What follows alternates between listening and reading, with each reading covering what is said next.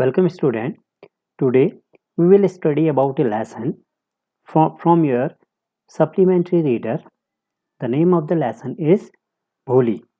In this chapter, the writer tells us the importance of education. Sulekha, that is the real name of the girl, which is known as Bholi. So let us understand the story Bholi.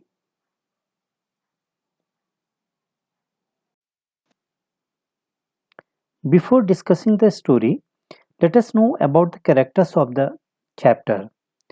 The first character is Bholi. Bholi, her real name is Sulekha, and she is Ramlal's youngest daughter. School education changes her outlook towards life. The second character is Ramlal. Ramlal is Bholi's father. He is a prosperous father of 7 children who has a narrow mindset. बड़ा संकीर्ण विचारों का व्यक्ति है. For him, daughters are born for marriage only. Third character is Bholi's mother. She is also a conservative mother, typical conservative mother. She does not take proper care of Bholi. Next character is Bisambar, who is Bholi's prospective husband and is a greedy man and a dowry seeker. बड़ा लालची व्यक्ति है और demand करता है dowry की, दहेज की. And the last and the important character is Bholi's school teacher. She educates Bholi and encourages her. वो भोली को इनकरेज करती है और उसकी लाइफ को चेंज करने में एक इम्पोर्टेंट रोल उसका यहाँ पर है.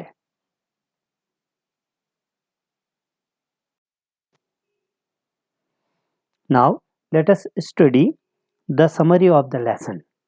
Bholi was one of the 7 children of Ramlal. Ramlal एक प्रोस्पेरियस और रिच पर्सन है जो गांव का नंबरदार है. नंबरदार मीन्स एक ऐसा व्यक्ति जिसके पास धन दौलत के साथ साथ काफ़ी एसेट्स, ज़मीन जायदाद भी है. उसके घर में किसी भी कंफर्ट की, किसी भी आरामदायक चीज़ों की कोई कमी नहीं है. लेकिन भोली को घर में हमेशा नेग्लेक्ट किया जाता है, नज़रअंदाज किया जाता है. जब वो केवल 10 मंथ्स की थी, वो अपने कॉट से, चारपाई से नीचे गिर गई, जिसके कारण उसके ब्रेन, उसके मस्तिष्क के एक पार्ट में कुछ डैमेज हो गया, कुछ चोट लग गई और इसलिए वो एक स्लो लर्नर रही. So every one called her भोली. भोली का मतलब एक नाम जो सरल और बुद्धू या कम स्लो लर्नर के लिए यूज किया जाता है. साथ ही वो जब 2 वर्ष की थी तो उसके पूरे शरीर में स्मॉल पॉक्स, एक प्रकार की वायरल डिजीज, चेचक कहते हैं जिसको, उसके कारण उसके शरीर में दाग रह जाते हैं, स्पॉट हो जाते हैं.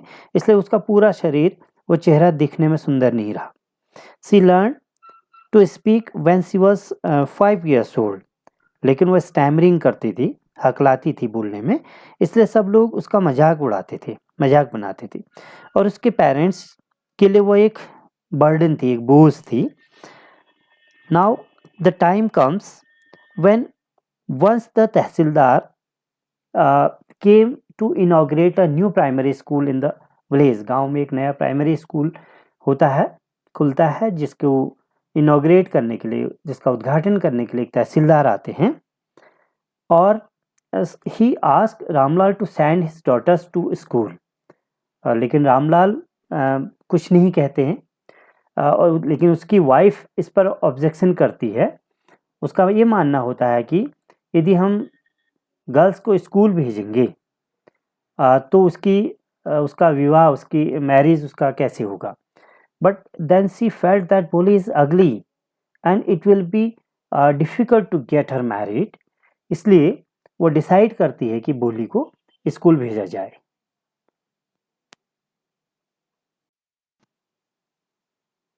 भोली was fearful of going to school at first, क्योंकि उसे ऐसा लगता था कि स्कूल उसके लिए नहीं बना हुआ है और जब उसे नए कुछ साफ कपड़े दिए जाते हैं पहनने के लिए, नहलाया धुलाया जाता है, उसके बालों में कंघा किया जाता है, तेल लगाया जाता है, तो वो शी फेल्ट बेटर, उसे ऐसा लगता है कि हाँ, स्कूल कोई एक ऐसी चीज़, ऐसी जगह है जो अच्छी जगह हो सकती है, इसलिए वो स्कूल जाने के लिए तैयार हो जाती है। All these years no one had taken so much care of her, क्योंकि अभी तक उसकी फैमिली में उसको हमेशा इग्नोर किया जाता है। तो it was the first day of school of Holi. Holi finds the classroom full of girls like her. चारों तरफ देखती है उसी के जैसे और भी लड़कियां वहां पर बैठी रहती हैं। She was afraid and sat in one corner, एक कोने में बैठ जाती है और वो डरी हुई होती है। लेकिन अचानक चारों तरफ देखती है, वॉल्स में बड़े ब्यूटीफुल कलरफुल पिक्चर्स लगी होती हैं जो उसे बहुत अट्रैक्ट करती है, इम्प्रेस करती हैं। कहीं पर बर्ड्स की, एनिमल्स की और दूसरे तरीके की बहुत सारी अट्रैक्टिव पिक्चर्स वॉल पर होती है। और जैसी वो उन पिक्चर्स को स्टडी कर रही होती है, the teacher ask her name, तो अचानक भोली स्टैमर करती है, हकलाती है और रोने लग जाती है और अपना नाम नहीं बता पाती है। After the other girls, other children leave the class, जैसे ही अन्य लड़कियां, अन्य बच्चे क्लास छोड़ के जाते हैं तो टीचर उसके पास आती है और उससे बड़े प्यार से उसका नाम पूछती है। तो इस समय भोली को लगता है कि हाँ, कोई है हु केयर्स हर, तो इसलिए वो अपना नाम इस बार पुकारती है, बोलती है। The teacher encouraged her, she asked her to be fearless, वो कहती, टीचर कहती कि आप डरो नहीं, निडर बनो और रोजाना स्कूल आओ। तो भोली को ऐसा एहसास होता है जैसे यह उसकी लाइफ की एक नई बिगनिंग है, नई शुरुआत है।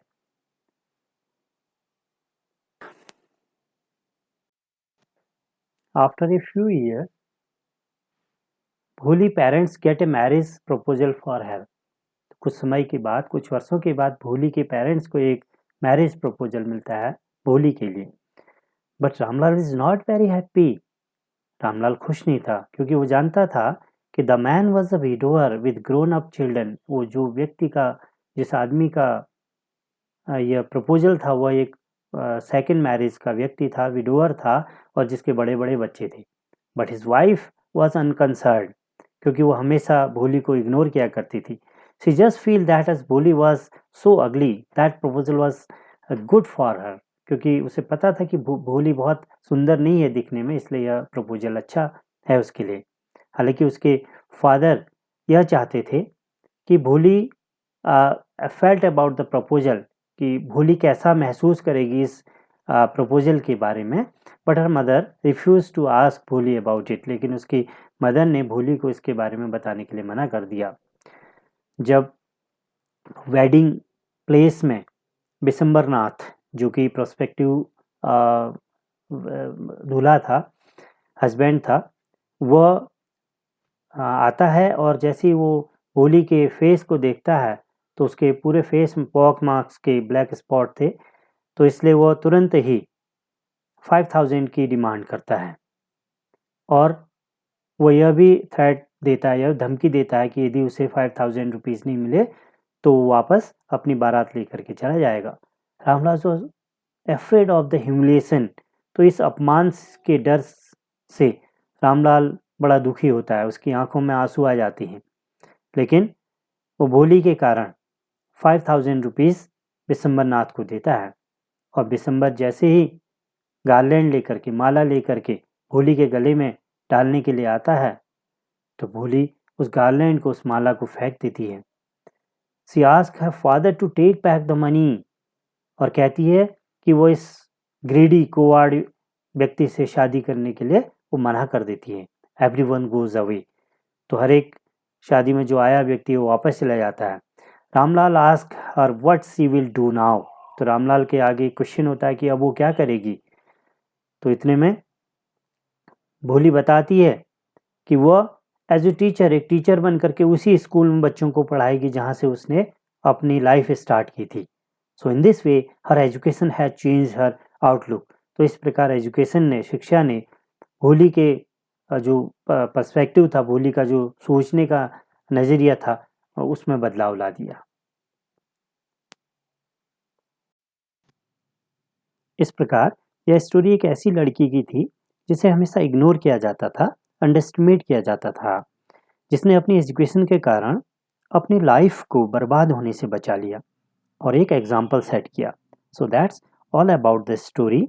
Now there are some solve question for you जो आपको इस स्टोरी को समझने में आपकी हेल्प करेंगे.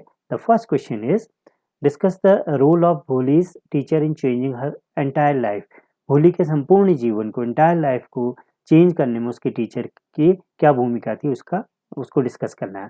Second question, which incident touch Bholi's heart the very first day at school. School के पहले दिन ही वो कौन सी घटना थी जिसने भोली के हृदय को छू लिया था. Third question, why was Bholi's reluctant to go to school with her father. अपने फादर के साथ स्कूल जाने में वो क्यों रिलेक्टेंट थी. What made her feel that she was going to better place than her home. कौन सी ऐसी चीज़ थी जिससे उसे एहसास हुआ जिससे कि वो स्कूल उसके घर से और अच्छी जगह थी. Question number 4, who was Sulekha. Sulekha कौन थी. Why did she start stammering. वो उसने स्टैमरिंग करना क्यों स्टार्ट किया था. Next question, why did Bishambar's marriage with Bholi not take place. Bishambar के साथ भोली का विवाह क्यों नहीं हो पाया. Next question, who is the masterpiece and who is the artist in the story. भोली.